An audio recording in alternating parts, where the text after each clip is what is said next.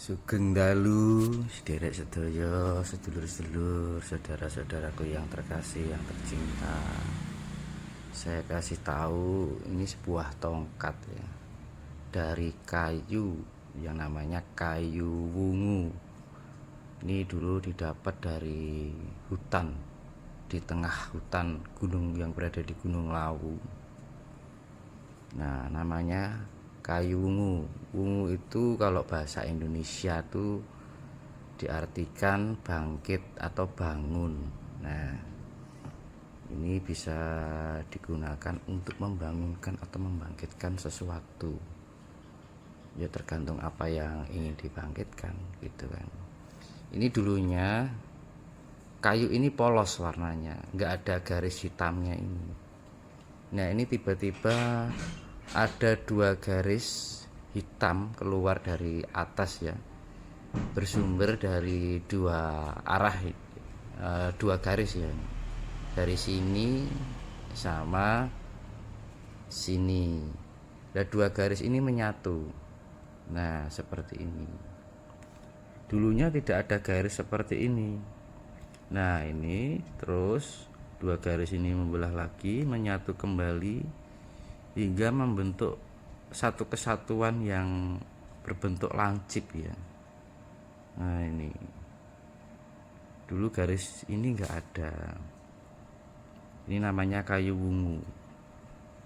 Nah, ini digosok-gosok juga enggak bisa, dihilangkan juga enggak bisa garisnya ini, garis yang warna hitam ini. Ini memang suatu keunikan alam ya, bisa nongol garis itu, kayak sebuah kayu bisa nongol garis. Dan lucunya itu garisnya itu dari dua sumber garisnya yang berbeda ini menyatu, kemudian membelah lagi, terus melingkar ini, akhirnya menyatu lagi dan membentuk sebuah penyatuan yang berbentuknya runcing ya. Nah, ini namanya kayu wungu. Artinya wungu itu bangkit atau bangun, untuk membangunkan atau membangkitkan sesuatu.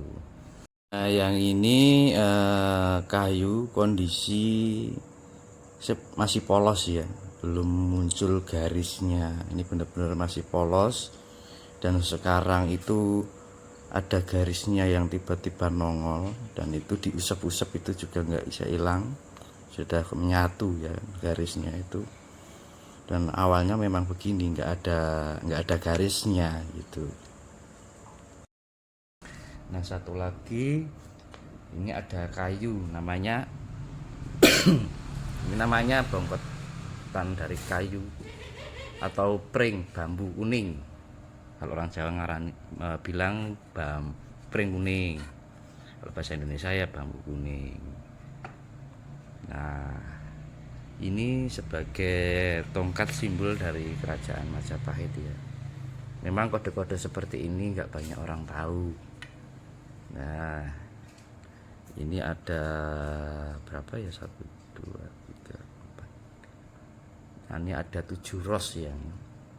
1, 2, 3, 4, 5, 6, 7. Ini ada 7 ros. Ini bambu kuning sebagai simbol kerajaan Majapahit.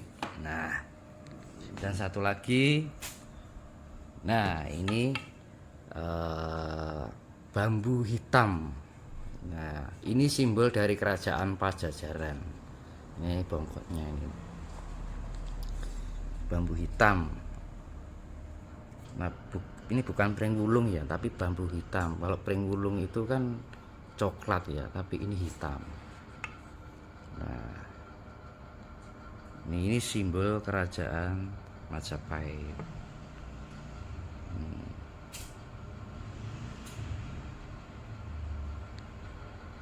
Nah, dari kedua ini saya sisirkan. Nah, gini.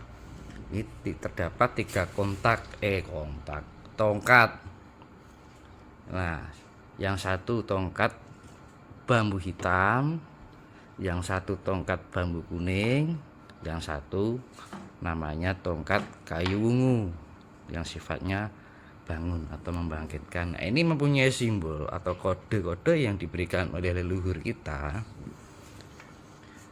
bahwa ini tongkat simbol Majapahit, Pajajaran yang namanya bambu hitam, dan yang ini simbol Majapahit yang namanya bambu kuning. Nah, dan ini namanya apa, kayu ungu. Ini saya bentuk seperti lingga ya. Nah, ini bukan suatu hal yang jorok ya, ini ada filosofinya. Nah, ini namanya lingga, simbol dari Batara Guru atau Siwa. Jadi ada maksudnya semua. Dari garis ini juga ada maksudnya. Dari dua garis dari arah yang berbeda menjadi satu manunggal, artinya sampai ke ujung sana menyatu garisnya. Dari dua garis menyatu menjadi runcing. Nah, ini suatu simbol. Saya mempunyai 3 tongkat ini mempunyai arti, dan saya dapat tongkat ini juga atas perintah para leluhur dari Pajajaran dan Majapahit. Karena apa? Penyatuan antara kerajaan Majapahit dan Pajajaran ini sebagai simbol atau tanda bersatunya, sebagai tanda kejayaan Nusantara akan kembali lagi. Nah, ceritanya begini. Dahulu pernah memang ada kisah bubat peperangan antara kerajaan Majapahit dengan Pajajaran. Memang dulu Majapahit itu ada istilah kubu kanan dan kubu kiri. Ada yang berusaha menjatuhkan Eyang Gajah Mada. Nah, karena misi Eyang Gajah Mada itu menyatukan Nusantara dengan sumpah palapanya ini, nah Gajah Mada berkeinginan untuk menyatukan Pajajaran dengan Majapahit dengan jalan pernikahan Raja Majapahit yang bernama Hayam Wuruk dengan putrinya Prabu Linggabuana yang bernama Dyah Pitaloka atau Citra Resmi. Nah, dikarenakan ada unsur itu ingin menjatuhkan Gajah Mada, maka ada unsur yang api-api, ibaratnya itu ada Sangkuninya yang berusaha mengadu domba antara Gajah Mada dengan Prabu Linggabuana. Akhirnya timbul pertempuran. Nah, ada unsur hal yang memancing atau membuat suasana itu menjadi panas, akhirnya timbul peperangan. Nah gitu. Jadi suatu hal yang benar-benar bukan faktor kesengajaan terjadinya peperangan, dan ini peperangan ini juga tidak diketahui oleh Hayam Wuruk. Sesuatu hal yang tidak disangka terjadi pertumpahan darah antara Pajajaran dengan Majapahit. Dan sebenarnya andai saja pernikahan Hayam Wuruk dengan Dyah Pitaloka atau Citra Resmi itu sudah bisa berlangsung di era zaman dulu, kemungkinan kejayaan Nusantara itu akan sudah diwujudkan di zaman era Hayam Wuruk itu.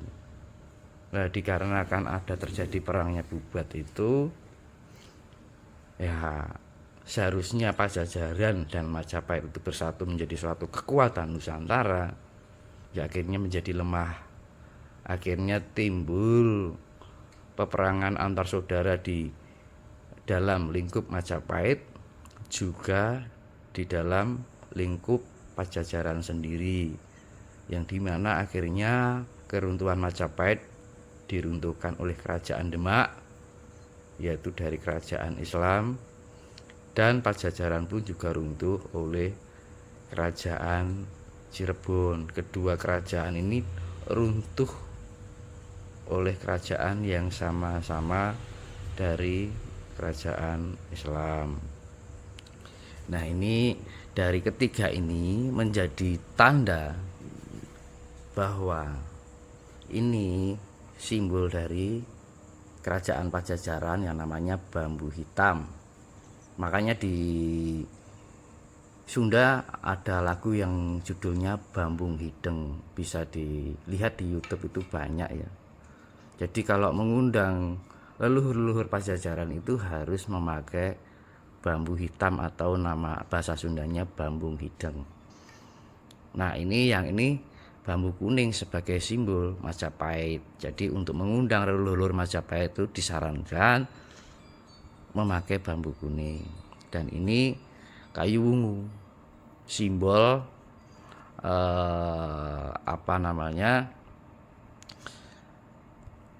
untuk membangkitkan, artinya supaya kebangkitan ini terjadi lagi antara Pajajaran dengan Majapahit. Dan garis ini mempunyai arti bahwa Pajajaran itu dulunya suatu kerajaan yang berada di dua suku lah istilahnya, dua ras yang namanya ras Sunda dengan ras Jawa. Maka berangkat dari ras Jawa dengan ras Sunda. Nah, dua arah ini yang kemudian menyatu dari dua garis ini, menyatu yang sini. Nah, ini menyatu di era waktu Pajajaran dan Majapahit itu menyatu, kemudian terbelah lagi. Nah, ini arti dari garis itu, terbelah lagi, dan suatu saat nanti akhirnya antara Pajajaran ataupun Majapahit atau perwakilan dari Jawa dan Sunda ini akan bersatu kembali. Maka ada istilah di dalam serat Uga Wangsit Siliwangi, itu orang Sunda dipanggil-panggil, orang Sunda memaafkan, semuanya akan kembali baik. Kembali baik, maka disitulah akan menjadi tanda kejayaan Nusantara. Nah, itu makanya orang Sunda dipanggil-panggil, orang Sunda memaafkan, itu berarti kan ada sesuatu kesalahan, dan itu kesalahan pun juga tidak disengaja karena ada faktor pihak yang mungkin berusaha untuk menjatuhkan kedudukan Eyang Gajah Mada di era Majapahit dulu. Nah, ini sekedar edukasi ya, sebagai kita cucu-cucu para Nusantara ini mengerti kisah-kisah sejarah leluhur kita yang mungkin banyak sejarah yang dibelokkan. Nah, ini semoga bermanfaat, memberikan edukasi buat para generasi Nusantara, semangat untuk bangkit dalam kesadaran membangun kebersamaan, kebahagiaan, kesejahteraan, kedamaian untuk bumi pertiwi tercinta ini segera tercipta kedamaian untuk seluruh dunia, terbebas dari segala sifat ketamakan dan angkara murka. Nah, ini memang suatu saat nanti memang akan terjadi yang namanya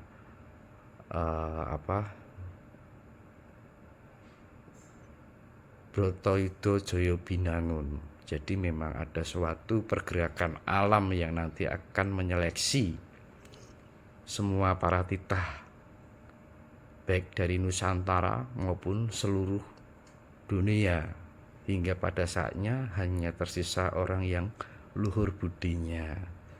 Ya, mari kita bangkit membangun tingkat kesadaran kita terhadap diri kita sendiri, sesama, begitu juga untuk alam semesta ini. Semoga bermanfaat. Wilujeng dalu mugi tansah pinaringono kanugrahaning Sang Hyang Widiwasa. Rahayu rahayu rahayu Om Swastiastu. Hong wilaheng haip nam astu nama sidam skaring bono langgeng.